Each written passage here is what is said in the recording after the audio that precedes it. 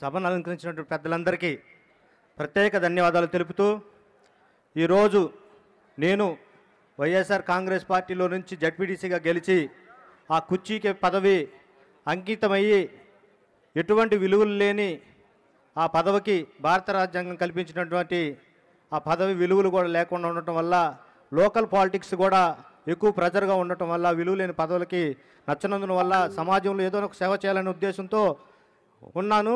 అలానే బాబు గారి విజన్ కూడా రాష్ట్రానికి అవసరము. లోకల్గా ఉన్న మా నరేంద్రవరం రాజు గారి సేవలు కానివ్వండి, ఆయన రాజకీయ విలువలను కానివ్వండి, ఆయన వెంట నడవాలని నిర్ణయించుకుని నరేంద్రవరం రాజు గారి గెలుపు కోసం కృషి చేస్తానని మాటిస్తూ, జై తెలుగుదేశం, జై చంద్రబాబు, జై. థ్యాంక్ యూ అండి. ఇప్పుడు మాజీ శాసనసభ్యులు పెద్దలు ద్వారకానాథ్ రెడ్డి గారిని మాట్లాడాల్సిందిగా కోరుతా ఉన్నాను.